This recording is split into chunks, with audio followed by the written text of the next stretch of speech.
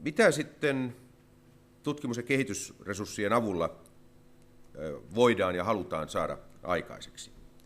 Ensinnäkin teemme koko ajan työtä omien resurssiemme uudelleen kohdentamiseksi. Tämä strateginen muutos, josta äsken puhuin, näkyy myös siinä, että Nokian sisällä se 6 miljardia, josta äsken puhuin, se käytetään eri tavalla, henkilöstöä ja resursseja suunnataan uudelleen. Teemme yhteistyötä maailmanlaajuisesti huippuyliopistojen kanssa. Muistaakseni meidän yliopistoyhteistyömme piirissä on tällä hetkellä 100 yliopistoa eri puolilla maailmaa. Viimeksi olemme perustaneet yhteisiä tutkimuskeskuksia Hollywoodiin, Los Angelesiin ja sitten Nairobiin, Keniaan.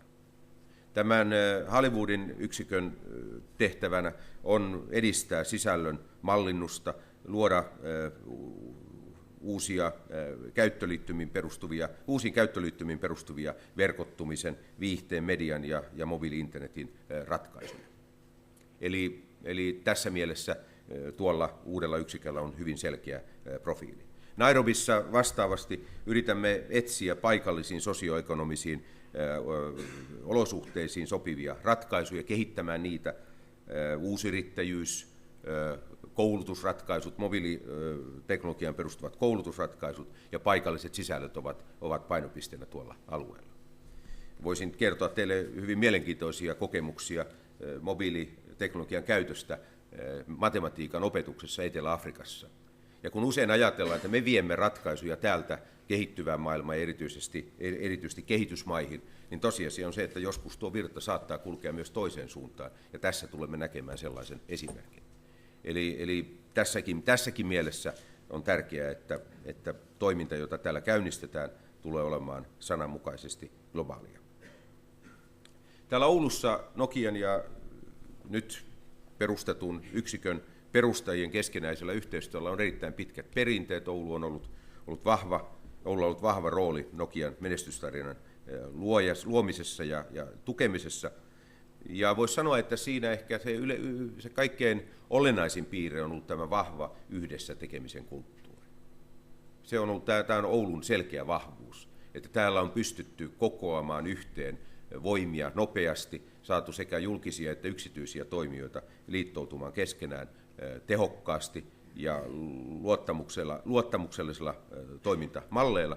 Ja näen, että tämä keskus, jota nyt perustetaan tai jota käynnistetään, sen ydin on pitkälti tässä yhdessä tekemisen kulttuurissa. Tämä on seuraava askel sitä yhdessä tekemisen kulttuuria. Täällä on totuttu tähän saakka Oulussa siihen, että Nokia liittyy ennen kaikkea uusien puhelinten ja mobiililiittymien suunnitteluun ja kehittämiseen tai sitten verkkopuolella tukiasemien suunnitteluun ja tuotantoon. Ne ovat ne roolit, joissa Nokia on tunnettu Oulussa ja näkynyt Oulussa. Nyt painopiste siirtyy myös tässä yhteistyössä entistä enemmän internetliiketoimintaan ja palveluosaamiseen. Ja tässä mielessä ollaan luomassa uutta osaamiskeskittymää. Mä haluaisin lopuksi tiivistää nämä Nokian odotukset kolmeen eri asiaan. Miksi me olemme mukana, mitä me tavoittelemme, kun olemme lähteneet mukaan tähän hankkeeseen. Ensimmäinen tavoite on se, että osaamisen taso mobiiliratkaisujen ja internetpohjaisten mobiiliratkaisujen osaamisen taso voisi tämän yhteistyön kautta nousta.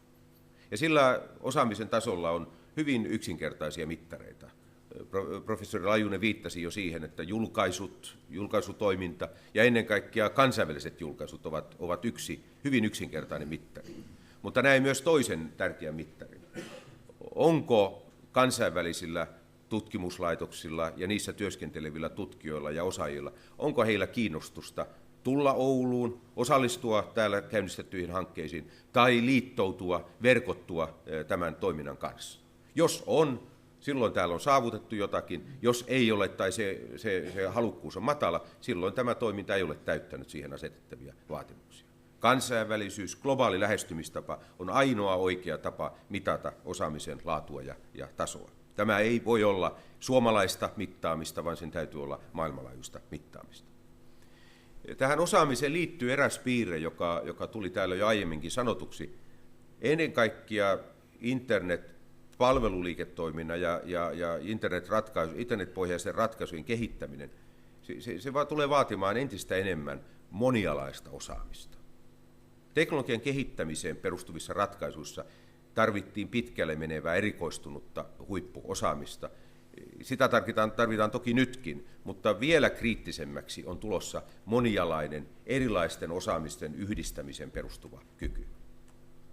Ja voisi kuvitella, että Suomen kaltaisella maalla ja Oulun toimintaympäristöllä on tässä sellainen suhteellinen kilpailuetu, jota voidaan tämänkin yhteistyön puitteissa tehokkaasti hyödyntää.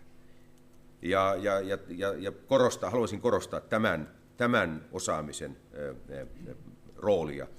roolia tämän keskuksenkin toiminnassa. Toinen rootus on se, että tämä synnyttää aidosti innovaatioita. Tuota sanaa innovaatiot käytetään niin paljon, että se on melkein menettänyt merkityksensä. Se yhdistetään kaikkeen mahdolliseen joka paikassa, ja oikeastaan sana on sillä tavalla oikeastaan tuhottu. Mutta se on kuitenkin hyvä sana kuvaamaan yhtä olennaista piirrettä. Tutkimus- ja kehitystyötä voi tehdä ja saada aikaan tuloksia ilman, että syntyy innovaatioita. Eli voidaan käyttämällä rahaa ja ihmisresursseja, tutkijaresursseja, voidaan saada aikaan merkittäviä tutkimustuloksia, mutta siitä huolimatta niistä ei koskaan tule innovaatioita. Innovaatioon kuuluu aina hyödyntäminen. Aina saan melkein hepulin, kun luen usein otsikoita, joissa sanotaan, että pitäisi ryhtyä kaupallistamaan innovaatioita. Ei innovaatioita tarvitse kaupallista, koska innovaation käsitteeseen jo kuuluu, että joku haluaa sitä hyödyntää ja ryhtyy sitä hyödyntämään.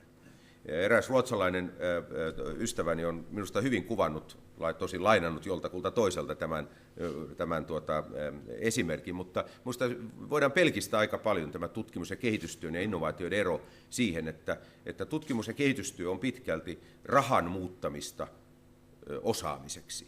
Ja innovaatiot taas ovat osaamisen muuttamista paitsi rahaksi myöskin hyvinvoinniksi tai ihmisiä palveleviksi ratkaisuiksi.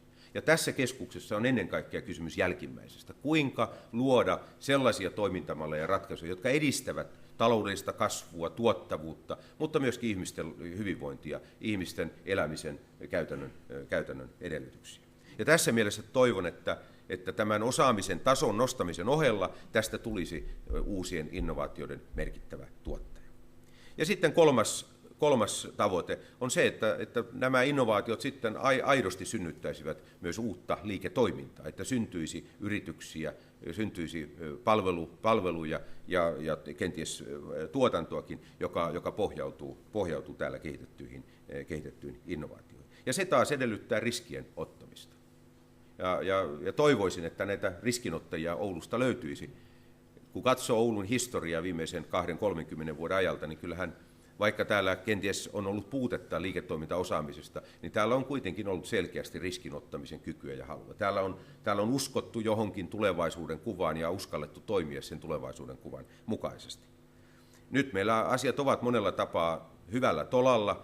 Voi sanoa melkein, että niin liian hyvällä tolalla niin, että se riskinoton kyky on valitettavasti laskenut. Meillä ei ole samanlaista paloa ja intoa tehdä uusia asioita ja panna itseään likoon uusien asioiden puolesta.